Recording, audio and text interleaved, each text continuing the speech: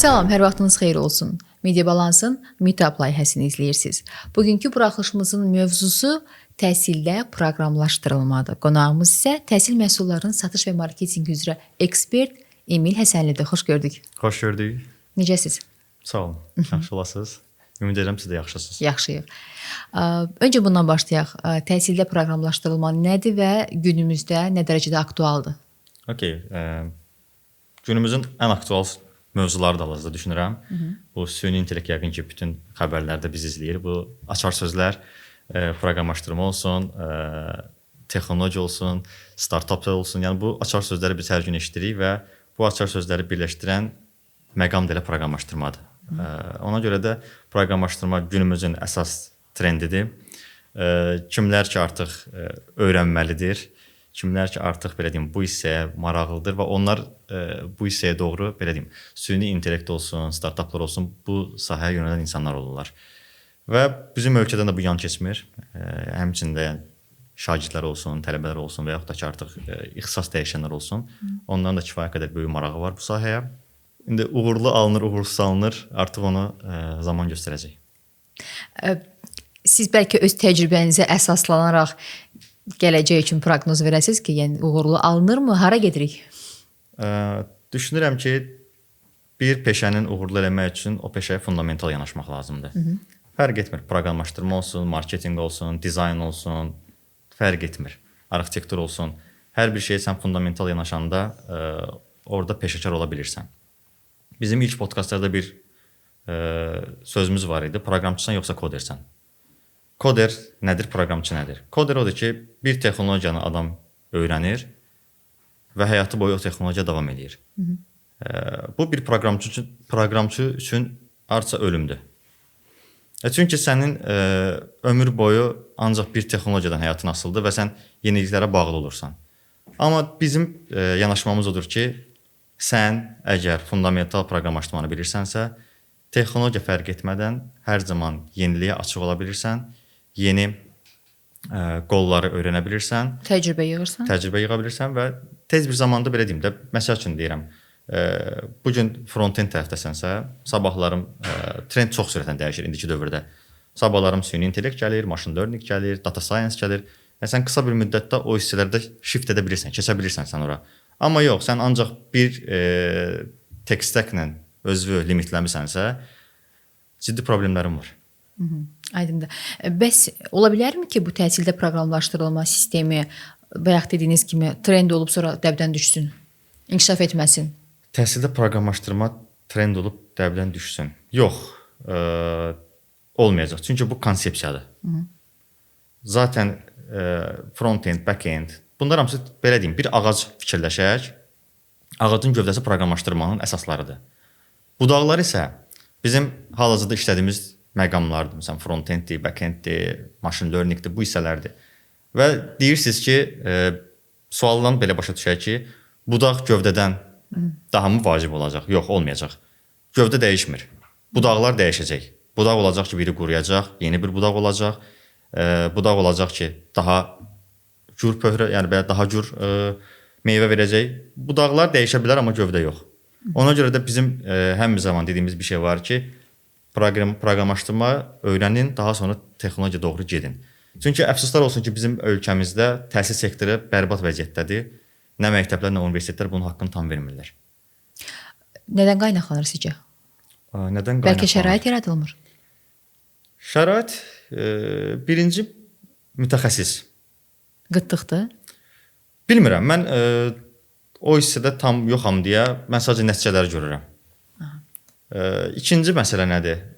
Nəzərə alsaq ki, bizim universitetdə dərs verən müəllimlər baby boomerlərdir və yaxud da ki, ondan əvvəlki nəsillərdir. Bunlar heç də texnologiyadan böyüməyiblər. Ondan sonra gəlir bizim nəsil, millennial nəsil. Ondan sonra gəlir artıq Z generation, indi alfa. Burada bir təzad var. Baby boomerlər texnologiya görmürlər, birdən-bir texnologiyanın içərisinə giriblər. Müəllimlər baby boomerlər və yaxud da ondan əvvəlki nəsillərdir.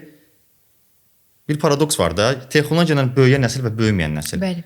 Burada düşünürəm ki, çox ciddi bir məqam da oldu ki, təhsildə gəncləşmə olmalıdır. Kadr dəyişikliyi olmalıdır. Mütəxəssislər baxımından. Mütəxəssislər baxımından. Bir də bizim öz modelimiz olmalıdır. Ən böyük problem odur ki, biz gedirik Rusiyanın, Ukraynanın, Amerikanın və yaxud da İtaliya modelini gətirib bura, o işləməyəcək. Rusların uşaqlıqdan bəri alqoritm keçirlər. Bizim hansı məktəbdə alqoritm keçirlər? Keç soruş ki, nə qədər müəllim alqoritm eləməyi bacarır? Məsələ buradan, problemi kökəli buradan başlayır. Sənin mütəxəssislərin bu günlərim o kvalifikasiyada deyil ki, dünya trendindən hər zaman ayaqlaşaq biz. Yox, elə deyil. Onda belə çıxır ki, biz bu sistemi təzədən qurmalıyıq. Öncə mütəxəssislər yetişdirməliyik, sonra istədiyimiz nəticəyə bir neçə il sonra gəlib nail ola bilərik. Qurmalıyıq, yetişdirməliyik. Bizdən soruşsalar, hə, belə olmalıdır. Aha. Amma şərtləri. Reallıq odur ki, bizdən soruşan yoxdur, bizim fikrimizi alan yoxdur. Ona görə də barışırsınız. Başı yüksəldim, yapacaq bir şey yoxdur. Yəni reallıq budur. Ona görə də vəziyyət ürəkacan deyil. Və bu gün alqoritm data strukturu harsa il yarımda ölkəyə deyirik, danışa-danış podkastlarda danışdıq, elədik. İndi hamı oyanıb ki, alqoritm data strukturlar eləmək lazımdır. İndi hamı biz açar sözlə fırlanırıq. Bizim millət olaraq bədbəxtçiliyimiz odur ki, biz ancaq açar sözə baxırıq. İşə baxmırıq. Biz işə hörmət eləmirik. Biz açar sözə hörmət eləyirik. Filan kəs backenddədir. Hamı axışdı backenddə. Bir anlamır ki, backend nədir? Sual ver. Bir düzgün sual vermə söhbəti yoxdur bizim millətdə. Sorğulamırıq. Məsələn, mən gəldim dedim ki, mən backenddə 3000 maaş alıram. Vəsə, hamı getdi backenddə. Bir soruş da, bir sənin gedən şeydir, sənin maraqlı olan hissəndir. Yoxsa elə kimsə elə onda AI, hamı AI deyir, heç kəs bilmir AI nədir. Bu dəqiqə hamı AI-ın hype-ındadır. Bir soruşsan ki, LinkedIn-də gəlsən, hamı AI-dan danışır, hamı ekspertdir, hamı professionaldır. Yəqin ki, bu sistemi düzgün qursaq, düzgün mütəxəssislər. Sistem söhbəti deyil burada. Söhbət sistemə getmir. Söhbət insanların yanaşmasından gedir. Söhbət insanların ego developmentindən gedir. Cəmiyyətin formalaşmasından gedir. Ola bilərmi ki, orta nəsil bu yeni texnologiyalarla bayaq danışdığımız kimi tanış olmayıblar deyə gənc nəsillə eyni dövrdə yaşayırlar, tam ayaqlaşa bilmirik. Tam eyni qabın içərisində üzə bilmir heç kəs. Okey, üzə bilməsək də. Bir neçə il sonra mən düşünürəm bu balans düzələ bilər. Nəyə görə deyirsən ona? Yəni misal üçün bugünün gəncləri 25-35 yaşındakı insanlar artıq bu sistemlə demək olar ki, bir 10 ildir, 8 ildir ayaqlaşırlarsa, onların bir yaşa dolduğu vaxt yeni yaranmış nəsillərlə balansı düzəltmək olar. Yəqin ki, sizdən öncə bir 4 il öncə də bir hansısa bir verilişdə kimsə bu ümidlə yaşayıb ki, 4 il sonra nəsə düzələcək. Amma sizin ümidiniz yoxdur. Mən reallığa baxıram, mən ümidə baxmıram. Reallıq odur ki, kimi dindirsən keçid dövründəyik. Nə oldu? 30 il keçid dövrü qurtarmadı. Mən 35 yaşım var, keçid dövründəyəm elə mən. Yəni nəyisə dəyişmək keçid dövrünə mi bağlıdır? Yəni elə bir şey deməlisən ki, keçid dövründə məntiqə sıxsın. Siz bir ekspert olaraq bəlkə yol göstərəsiniz, misal çəkəsiniz ki, bu cür davransaq, bu cür hərəkət etsək inkişaf olar. Biz onun inkişafı barədə çoxlu podkastlarımız var. İstəsələr oturub baxsınlar. Saatlarla biz 2 saatlıq podkastlarımız var. Və lazım olsa da hər kəs bizi bilir, startapda da bizi bilirlər. Biz 5 ildir təhsil startapındayıq. Ölkənin ilk onlayn ingilis dilini qurmuşuq. Proqraming sektorunu qurmuşuq. Bu dəqiqə 1200 nəfərlik tələbə bizim SaaS produktumuzun içində təhsil alır. Görünür ki, bizim təcrübəmizə və biliyimizə ehtiyac yoxdur burada. Verilişimizin formatına uyğun olaraq bizdə rubrikalar olur və mən sizə açar kəlmələr deyəcəm. Həmin ifadələri siz tamamlamalısınız. Okay. Başlayaq? Başlayaq. İlk təqdim etdiyimiz başlıq belədir. Okay. Uğurlu bir komanda qurmaq üçün ilk növbədə uğurlu həm təsisçilər olmalıdır. Okay. Startup quranda ilk diqqət edilməli məsələ. Həm təsisçi. Həm təsisçi. Pul yoxdursa, amma ideya varsa? Boş söhbətdir. Biraz açıqlama verə bilərsiniz, mənə maraqlı oldu. Mən çox oluram mentorshipdə, gəlirlər layihələr. İnkubasiyadayam, akselerasiyadayam. İnvestor yoxdursa? İnvestor yox, adamın $100 yoxdur reklama vurmağa. Yəni necədir? Oturub bu PDF-də prezentasiya hazırlamaqdan başqa bir şey deyil. Bax indi bu rubrika arasında maraqlı bir sual gəldi ağlıma. Onda pulun yoxdursa yıxıl öl. Yıxıl öl. Axı yaşamaq istəyir. Yaşamaq üçün artıq pul qazanmaq lazımdır. Ay, pul qazanıb biraz yatırım edib özünə. Söhbət Azərbaycan realına girsə pul qazanmaq lazımdır. Burada elə investor yoxdur, mən elə adam tanımıram. Risk götürmək Vacibdir. vacibdir. Çox vaxt uduzuruq amma. Niyə ki? İnkişaf eləyirik amma uduzuruq, təcrübə qazanırıq. Uduzmaq niyə qorxudur ki? Həyatdır da, təcrübədir. Həyat Uduzmasan da qazanmazsan. İki variantın var. Ya yaxşı mentorun olmalıdır, uduzmayasan. Bax, indi verəcəyim bu ifadə mənə çox maraqlıdır. Cavabı nə olacaq? İş görüşməsində ən çox diqqət yetirdiyim şey. İş görüşməsi nə edirsiniz? Yəni məsəl üçün mən sizinlə iş görüşünə gəlmişəm. X bir şəxsəm, ilk dəfə də tanış oluruq. Yəni məndə nəyə fikir verərsiniz? Psixologiyaya, hərəkətlərimə, IQ-mə? Sizin spiral dinamikada levelinizə baxıram. Hansı leveldasınız? Ona görə də artıq təyin edirəm. Sizinlə işləyə bilərəm yoxsa yox? Dəyərlərinizə baxıram. Aha, aynen. Neçə dəqiqə vaxt lazımdır buna görə sizə? Mən 15 dəqiqə. 15 dəqiqə. Maraqlıdır. Ən bahalı səhv. Nə o qədər? Dil bildə 70 min batırmışıq. Rəqiblər məni təəccübləndirəndə, Rəqiblər yeyəndə məni təəccübləndirəndə, super sevinirəm. Qəşəng. sağlam rəqabət tərəfdarı. Sağlam rəqabətə sevinirəm. Lider olmaq. Təbii. Hər kəsin məqsədidir. Yox, hər kəs ola bilməz. Xarakter də başqadır. Zəif xarakterli insan ora gəlib çıxa bilməz. Zəif deməyim də, biz necədir? Enerji söhbətdə var burada. Maskulin enerji var, feminin enerji var. Biz necədir? Burada biraz çox dərin məsələlər var. Liderlik hər adam da istəmir. Hər adam istəsin onu. Sən kiməsə onu yükləyə bilməzsən. Bu bir iş deyil də deyəsən, sən lider olmalısan. Elə olmur. Həyat elə işləmir. O bir imicdir həm də insan ona Doğulanda olursan onu. Bəli, lider. Mən də razıyam bu fikirlə. Sonradan o proqram deyil də bu, setup'ını qoşdun. Düz. Adam getdi lider oldu. Bir şirkətin mədəniyyəti onun Bilmirəm, o qədər böyük şirkətim olmayıb deyə. Bəlkə də onu siz böyük şirkətdə korporasiya işlərindən soruşa bilərsiniz. Mən o təcrübəm elə də çox deyil. Okay, neçə il sonra sizdən soruşa bilərik bu sualı? Bilmirəm, predictable deyil. Gələcəkdə şirkətlər yalnız o zaman yaşaya biləcək ki, Nə zaman ki trenddən ayaqlaşa bilirlər. reklam sadəcə satmaq deyil, həm də Reklam psixologiyadır. təqdim etməkdir, satmaq da, yəni bu cür. Mənə görə reklam daha dərindir. Marketinq mənə görə daha dərindir. Marketinq mənə görə beyindir. İnsanın düşünmə tərzidir. Ən sevdiyim texnoloji vasitə. Yəni ChatGPT. ChatGPT bu gün ən dəbdə olan. Ən dəbdə olan. Bütün problemləri onunla həll edirik. Məsləhətləşirik də. Gələcəyin texnologiyası məncə Onu bir Allah bilir. nə vaxtsa bəndələr də biləcək yəqin ki. O qədər sürətlə hər şey dəyişir ki də, yatırsan durursan ki, Trump onda bir dənə qərar verdi, buradan aləm deyir. Sam Altman çıxır oradan bir şey deyir, Bill Gates buradan bir şey deyir. Nə bilim, yəni nəyisə proqnoz eləmək indiki dövrdə çox sürətlidir və çox çətindir. Məncə son 5 il, 6 ildə daha aktiv gedir inkişaf. Çox sürətli gedirik. Yəni həddən artıq sürət var. Mən bilmirəm bu sürətin axırı nə olacaq. Bəzən də bu sürət belə qorxudur. Bir ekspert olaraq audio kitablarının oxunmasının tərəfdarısınız? Mən qulaq asıram. Asırsınız. Bəli. Və fərqi hiss edirsiniz onlayn oxumaqla belə? Mən elə baxmıram məsələyə. Mən vaxt etibarilə baxıram. Məsələn, maşındayamsa, ürəyim istəyən bir kitab varsa, o mənə informasiya havası kimi lazımdırsa, onu necəsə qulaq asmalıyam mən. Elə qulaq asıram. Və yaxud da mən əvvəl açığı kitab oxumaq vərdişim yox idi. Mən son vaxtlar artıq 3-4 ildə özümdə onu formalaşdırmışam. Artıq kitab oxumağa hövsələmi basıram. Audio yoxsa sadə kitab? Fərq eləmir. Məsələn, mənim üçün bu kitab vacibdirsə, məsəl üçün atıram. Bir cultural code kitabım var, Dr. Klotarianın. Neuromarketingdir. Mən onu oxumaq üçün əgər onun audiosu varsa qulaq asıram. Audiosu yoxdursa PDF-ini tapıram. Yəni necəsə mən o kitabın informasiyasını almalıyam. Hansı formada almağım heç bir önəmi daşımır. Yəni əsas odur ki, mən informasiya əl çatan olsun mənim üçün. Təbii ki, burada limit odur ki, Azərbaycan dilində bu informasiya qısıtdır, ya rusca ya da ki, ingilis oxumalıyam. Və təhsil deyirsiniz. Təhsildə ən böyük bədbəxtçilik odur ki, biz ingilisini bilmirik. Yəni normalda beynəlxalq dil olsa da bizdə bu Olsun, son bizim rus dili zamanlar haterlərimiz nə qədər var. Bu dəqiqə çıx ölkəyə danış, hamı bu gün rus dilinin davasını döyür. Amma deyən yoxdur ki, mən rus dilində qədər kitab tapıram. Bu gün mənim üçün akademik ingilis dilini oxumaq ağırdır. Mən rusca oxuyuram akademikə. Niyə özümü limitləməliyəm, rus dilini hater kimi gətirməliyəm ki? Sən onun gözəl tərəfinə baxmırıq da, biz ancaq onun Sovetdən qalma travmalarına baxırıq. Bu normaldır axı, biz Sovetdən gəlmiş, keçmiş, 40-a doğru gedən insanlarıq və bu tam həllini tapa bilməz axı hal-hazırda. Yox, mən onu demirəm. Rus dili öyrənənlərə heyt edirlər. Yəni niyə öyrənirsən bu dili? Reallıq budur. Azərbaycan dili ədəbi dil olaraq zəngin ola bilər. Texniki dil olaraq Azərbaycan dili zəngin dil deyil.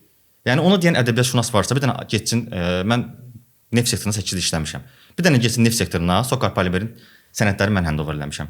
Açsın içərini, görsün nə qədər söz tərcümə oluna biləndir. Hamısı ingiliscə terminologiya. Keçəcəksən IT-yə, backenddən frontend, nə bilim, hər şey, pointer, array, hamısı ingiliscədir qardaş. Bu sözün Azərbaycanca Açıqlaması yoxdur. Daha rusca açıqlaması yoxdur. Biz niyə deyirik ki, Azərbaycan dili zəngindir? Sübut elə mənə. Okay, bu sözlərin açıqlamasını ver, mən bunu texniki dildə tərcümə edeyim. Ədəbi dildə ola bilər, şair ədəbiyyat gedir oradan danışır orada. Ədəbi dil zəngindir, hə. Amma texniki dil kasaddır. Texniki dil yox dərəcəsindədir. Bu reallıqdır. Bunu hamı artıq başa düşməlidir. Bir məsələ də var ki, misal üçün mən düşünürəm ki, bu mənim şəxsi fikrimdir. Təhsildə proqramlaşdırılmada, təhsildə bu inkişafda humanitar fənlərdən çox texniki fənlərin inkişafı daha çox rol oynayır. Yəni fizika, riyaziyyat, yəni gənclərin bu üzrə inkişafında daha çox köməyi dəyər bu sistemin. Amma bəs humanitarların da dəstəyi ola bilər. Biz elə baxmırıq prosesə. Mənim üçün humanitar beyin var, texniki beyin var. Açıqlaya bilərsiniz? Okay, sən hüquqşünas ola bilərsən. Aydındır. O demək deyil sənin texniki beynin yoxdur. Sənin riyaziyyat travman ola bilər. Məsələn, bizim yanımıza adamlar gəlib ki, məktəbdə riyaziyyatda o qədər travma öyrədə bilər adama. Adam zəhləs gedir riyaziyyatdan. Deyir, mən başa düşmürəm, mənim demək ki, məntiqim yoxdur. Oturmuşuq, izah eləmişik. Deyib, ayda, müəllimə mənə travma verib sən demə. Mənim kifayət qədər yaxşı texniki beynim var. Və bu gün bizim özümüzdə də hüquqşünaslar var, filologiya oxuyan uşaqlar var. Yəni çox adam var ki, ixtisas dəyişir. Bank sektorundan çox adam gəlir. Call centerdə olan adamlar var. Yəni o demək deyil ki, kimsə fizikanı riyaziyyat oxuyursa o gəlib proqramist olmalıdır. O yanaşma ilə biraz razılaşa bilmirəm. Və o yanaşmada əslində siz doğru sual verirsiniz. Cəmiyyətdə bu ideologiya var ki, yox, filan kəs buranı qurtarmayıb, biz texniki söhbəti ola bilməz. Mən yeri gələn energetikanı qurtarmışam, oturub burada sizdən tamam başqa sektordan danışıram. Universitet mənə verib, sual verin burada. Heç nə verməyib. Mən hal-hazırda 6 il universitet oxumağım peşmanam. Boş-boşuna vaxt itirmişəm. Əvəzində nə edərdiniz? Mən ümumiyyətlə oxumazdım. Gəlib əsgərimi çəkib gələrdim, girərdim real həyata. Və istədiyim tərəfə gedərdim. O necə deyim, o bəzən oturursan desən ki, valideynləri qınamırsan, çünki valideynlər belə böyüyüb gələ bilər. Tamam, fərqli dövrün insanlarıyıq biz. Yəni biz də onların yetirməsi olduğu. Məsələn, mənim atam universitet müəllimidir. Mən deyirəm, ata, universitet boş şeydir. Deyir, niyə elə deyirsən? Oxumasaydım burada olmayacaqdım. Deyirəm, bəli. Bəlkə daha yaxşı yerdə olacaqdım. Maraqlıdır. Bəlkə də tamam başqa sektorda olacaqdım. Bəlkə tamam başqa əhatədə olacaqdım. Bəlkə də bu gün Amerikada 100 milyonluq startapın CEO-suydum. Nə bilirsən sən? Bəlkə də mən burada 6 il limitlənmişəm özümə. Getdim neft sektoruna girdim, heç bir inkişaf yoxdur. Degradasiya uğrayırsan. Ya sən adi suallara sual verirəm. İstənilən sektorda olan adam. Son 2 ildə nə qədər dəyişmisən? Nə qədər oxumusan? Yoxsa eyni yerdə dayanmısan? Durğunluqdasan yoxsa inkişafın var? Nə qədər adam bu suala cavab verə bilər? Mənim kimi sizə baxırlar. Reallıq budur. Və burada da oturub mən tək cəmiyyətimi deyim, tək müəllimlərimi deyim, tək sektorumu deyim, təhsilimi deyim. Burada 5 baş var. Hər tərəfdən də sən limitlənə bilərsən, limitlənməyə də bilərsən. Ona görə də insanın birinci özünün ego developmenti qalxmalıdır. Sənin əgər ego developmentdə inkişafın varsa, spiral dinamika var. Yəni maraqlananlar açıb o nəzəriyyəni tanış ola bilərlər. Sən ego developmentdə inkişaf elədikcə sən başa düşürsən hansı cəmiyyətdəsən, hansı insanlarla oturmusan, qarşılaşırsan və o insanlara necə davranmalısan. Mən məsələn öz təcrübə deyirəm ki, 15 dəqiqə otururam, adamla danışıram, mən bilirəm artıq bu insan hansı ego developmentdədir, dəyərləri hansıdır. Zaman itirirsiniz, ayaqlaşa bilmədiyiniz düşüncə baxımından ayaqlaşa. Yox, ayaqlaşma söhbəti deyil. Sadəcə biz başqa-başqa dəyərlərdə olan insanlarıq. Sizin tipdə insan, yəni dəqiqlik, saat əqrəbi ilə çalışan adamlar üçün 1 saniyə belə önəmlidir. Yəni düşünürəm ki, siz zamanınızı itirməmək üçün beyin olaraq sizə uyğun olmayan insanlarla çox zaman itirmirsiniz. Amma elə deyil axı. Reallıq başqadır axı. Biz iş görüşməsinə gedirik, baxıram ki, adam məsələn mavi leveldadır. Okay, adam mənə startupdan danışır, mavi leveldadır. Heç bir uyğun gəlmir. O danışa bilməz. O başa düşə bilməz məni. Aha. Mən ondan artıq okay deyirəm, gedirəm. Yəni burada bir spiral dinamika, psixoloji məqamlar var. Burada o insani faktorlar var. O insan özü tam olaraq hansı levela əhatə eləyir. Və ona görə də bu deyirsə məsələn niyə demirsiniz? Demişik də. Sizdə maraqlı olan adam açır onu baxır. Egosu aşağı olan adam bizi dinləyir, qəbullanır. Egosu yuxarı olan adam zaten spiral dinamikada aşağı yerdədir. Onlar bizi zaten başa düşmürlər. Mən oturub purple variantları izah eləməyə ehtiyacım yoxdur. Zaten onlar mən başa düşməyəcəklər. Mən onlara düşmən kimiyəm bu dəqiqə. Ölkə olaraq daha yaxşı inkişaf eləmək üçün bu sektorda, bu mövzuda hansı ölkəni seçərdiniz yaşamağa? Baxın, ölkələr dəyişir. Regiona görə. Biz Amerika deyirsə, Amerikanın hər yeri spiral dinamikada yuxarı levelda deyil. Aha. Mərkəz geri qalır. Kaliforniya və New York tərəflər. Okean sahilləri. Şərq və Qərb. Orada daha inkişaf eləmiş. Silikon Valley məsələn. Baxsaq, Şərq və Qərb hissə daha inkişaf eləmişdi. Orta hissə daha sönükdür. Və orada spiral dinamika da fərqlənir. Cəmiyyətin inkişafı da fərqlənir. Eyni qaydada Bakının rayonları götürsək. Təbii ki, Bakıdakı olan inkişaf mərhələsi rayonlarından bir paralel tutacaq səviyyədə deyil. Kəndlər ümumiyyətlə. Kəndlərdə hələ bu aidiyyəti olmayan qayda qanunlar məni sadəcə dəli eləyir. Misal üçün. Nə bilim, yəni o qədər misal var ki, nə bilim. Mən bir sual verim. Niyə Xonçada 7 dənə xonça olur? Nişan gedirik. Niyə birinə şax paxlava, birinə şəkabura qoğal? Elə bunu yığ bir dəfə yapar da. Bu əvvəllər daha sərt idi. İndi rahatlaşmışıq biraz. Mən deməzdim. Yox, deməzdim. Elə qıraqda müşahidə edirəm sadəcə. Baxıram ki, deyirəm bu absurd bir şeydir. Nəyə lazımdır bu? Göstəriş də. Mən 7 dənə xonça apardım. Nə olur ki onda? Çox maraqlıdır ki, neçə yaşından bir şagirdi, bir tələbəni, yəni bir fərdi, bir şəxsi neçə yaşından götürüb bu sistemə öyrəşdirmək, alışdırmaq, inkişaf etdirmək daha effektiv olar? Uşaqlıqdan. Neçə yaş? Biz necədir? Söhbət bizim professionaldan gedir, ümumiyyətlə uşağın doğru yanaşmasından gedir. Və sonra biz IQ-sunu, səviyyəsini necə ölçə bilərik? Yəni hər beyin eyni deyil, götürmə qabiliyyəti eyni deyil. Yəni zəif düşüncə, zəif potensialı olan, zəif götürmək potensialı olan insandan istədiyimiz nəticəni yox. Yox. Olmur. Olmur. Yox. Aha. Burada irsi faktorlar rol oynayır. Çox çətin sual, bilmirəm. Ola bilsin DNK faktoru var, ola bilsin bilmirəm. Çox ağır sual. Mən ona cavab verməm. Bəlkə də neuroscientistlər cavab verməlidir bu suala. Mən bilmirəm orada nə maneələr var. Adamın travması var. Adam var ki, baxırsan ki, hər şey məntiqlidir, hər şey əladır. Digər ki, söz deyirsən başa düşmür. Hamının travması var. Aşmaq lazım. Problem odur ki, biz kursda məsələn mən son dövrlər başlamışam artıq psixoloji söhbətlərə.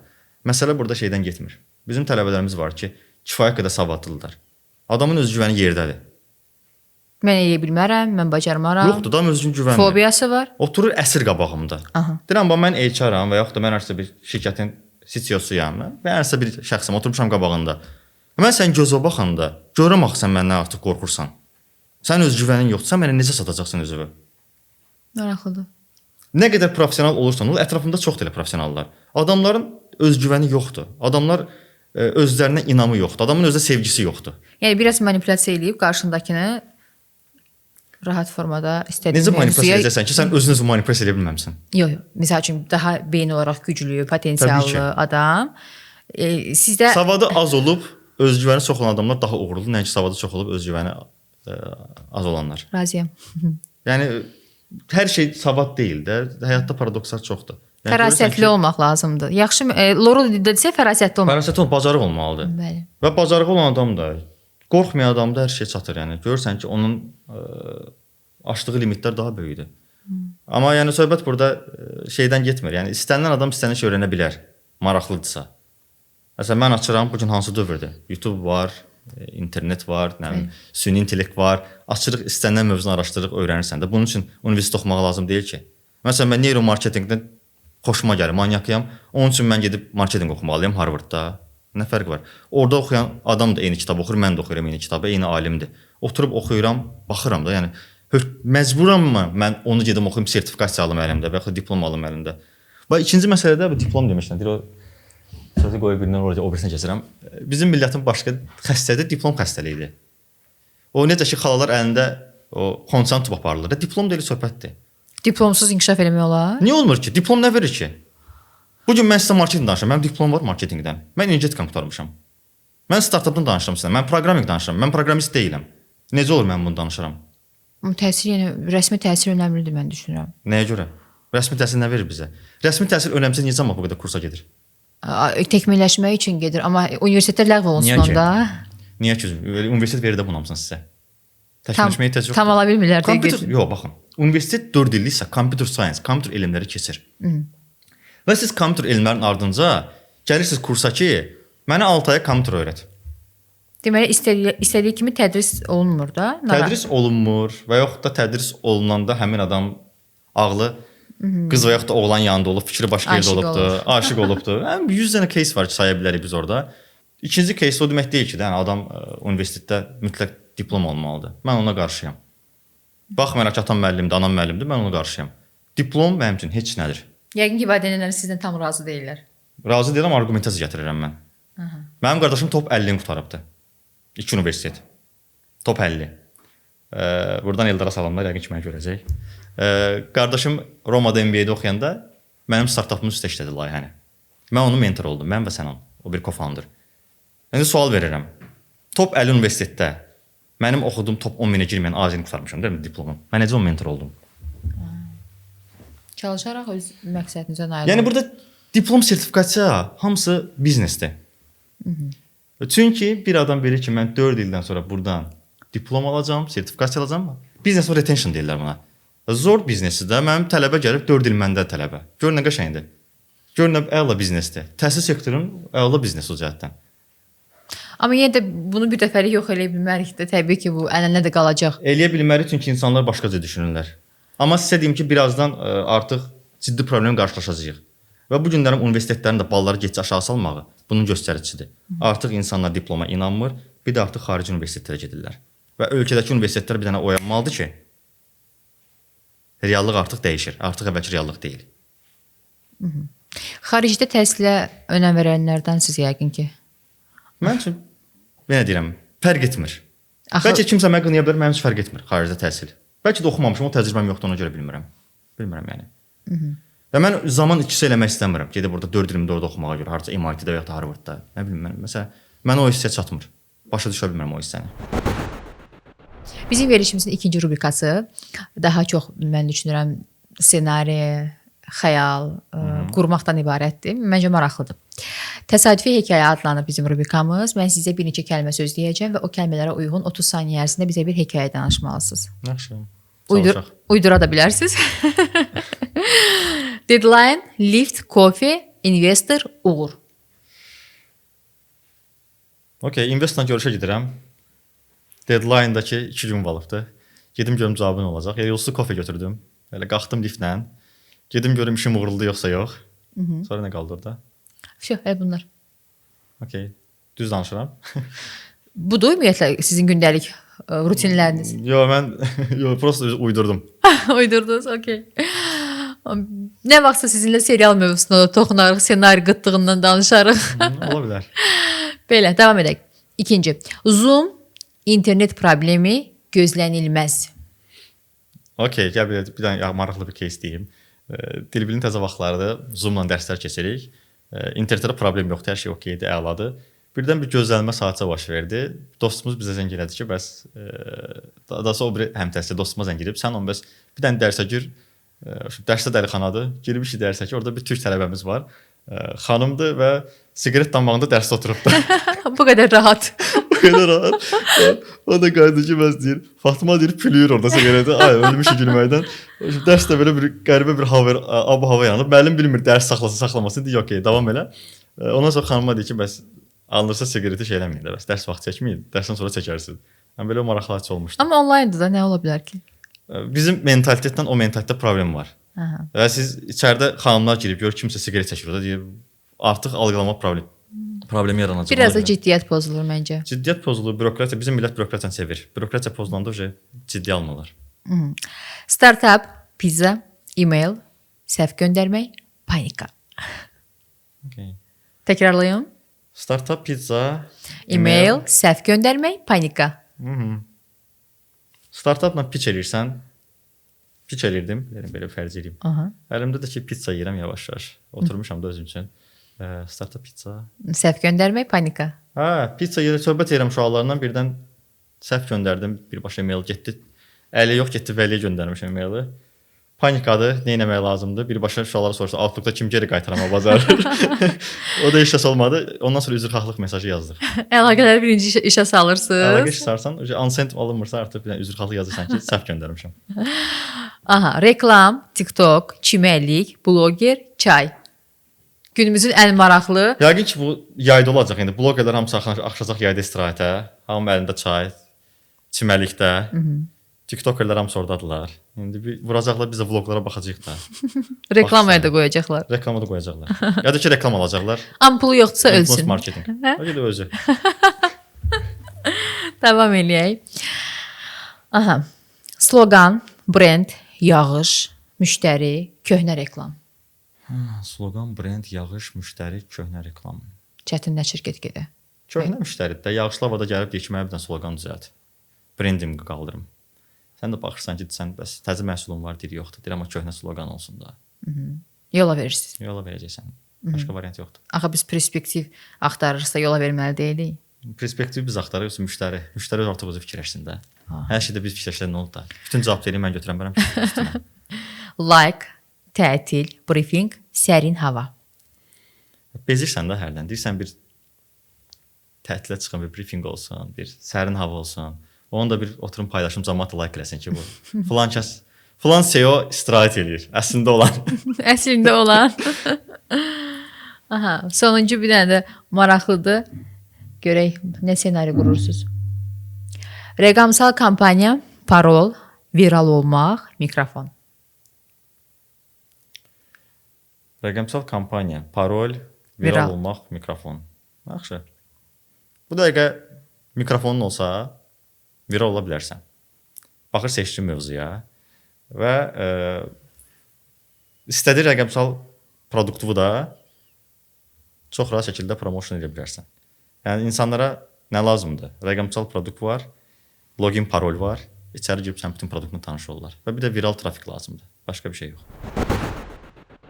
Baxın, dövrümüzdə sosial media bizə bir tərəfdən köməklik edir ki, biz inkişaf eləyək, söz sahibi olaq, çıxaq, danışaq, ideyalarımızı bölüşək, inkişaf eləyək. Artıq nədənsə asılı deyilik. Bir tərəfdən də sağlam rəqabəti də çoxaldır, eyni zamanda qabında olmayan insanların gəlib bizimlə ayaqlaşmağına şərait yaradır. Necə qurtulaq bu vəziyyətdən? Necə hamıya bildirək ki, biz bu əsaslara uyğun olaraq birinciyik? Sağlam rəqabət sözünü çox böyük sual altına qoyaram. 1. Niyə? Sağlam rəqabət yoxdur. Yoxdur. Yox. Sizin sahədə? Bizim sahədə yoxdur. Sağlam rəqabət yoxdur. Sağlam rəqabət olsa həyat maraqlı olar. İnsanlar daha yaradıcı olarlar. Nə qədər ki biz B2C işləyirik, B2B işləyirik, fake-lər və o zaman biz sağlam rəqabətdən danışa bilmərik. Yəni hər sektor düşünən bu vəziyyətdədir. Sağlam rəqabət olsa gözəllikdir. Mən o razıyam, tərəfdarıyam.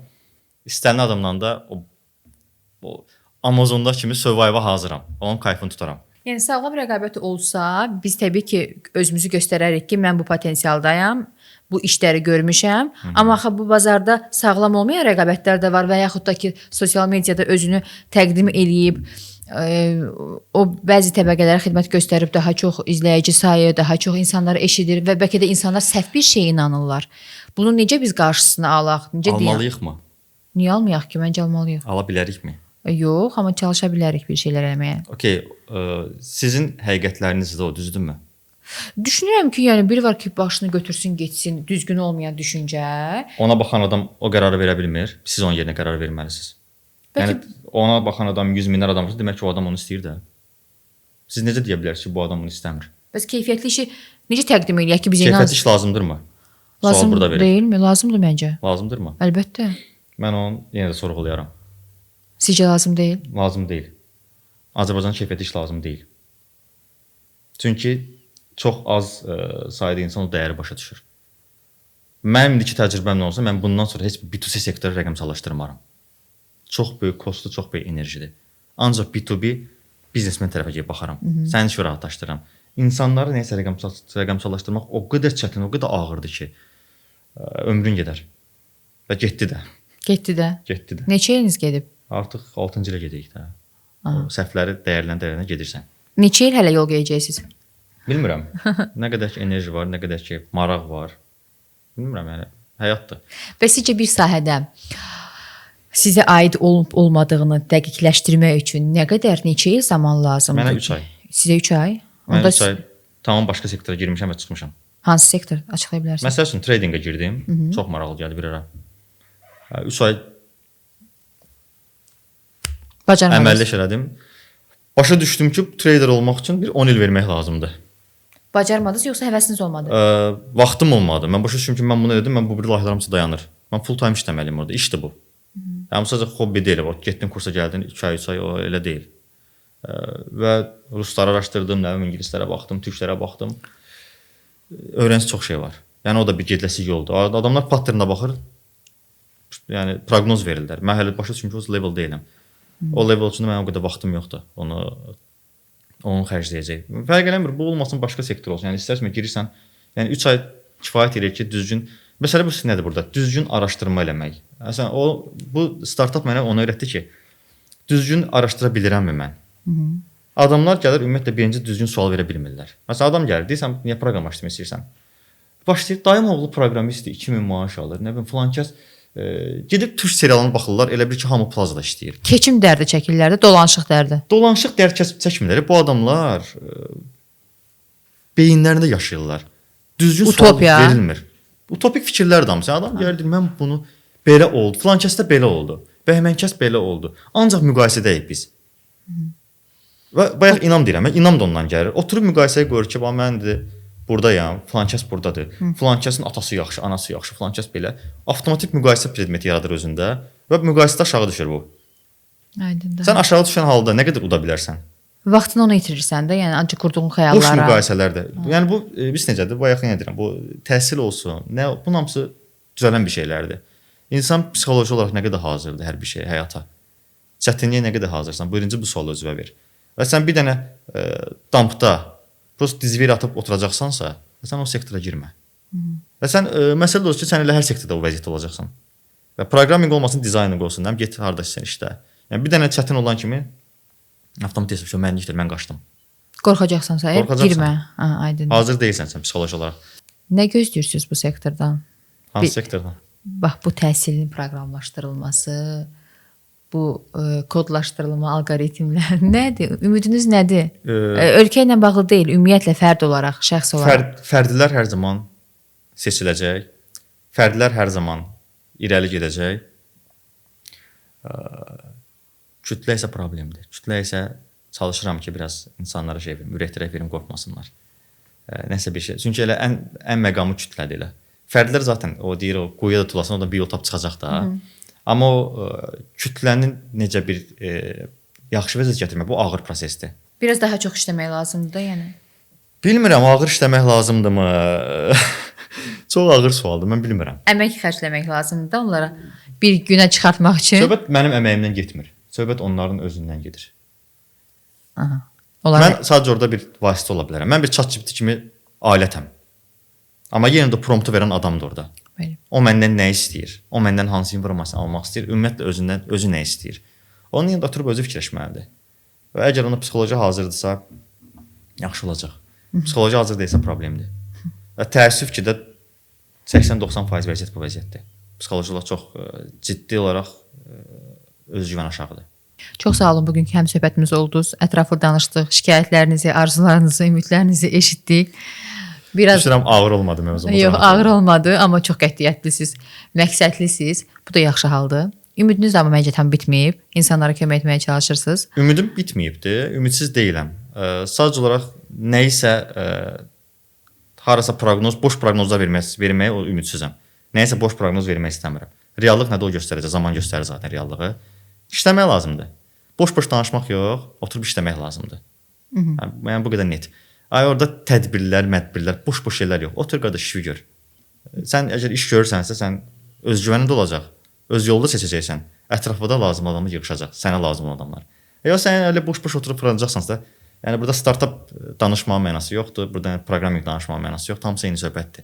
Yəni görürsən ki, adamlar elə özlərinin qatılıb gedib bütün tədbirə boş-boş şeylər. Yəni İştirak edirlər sadəcə. Nə verir o sizə?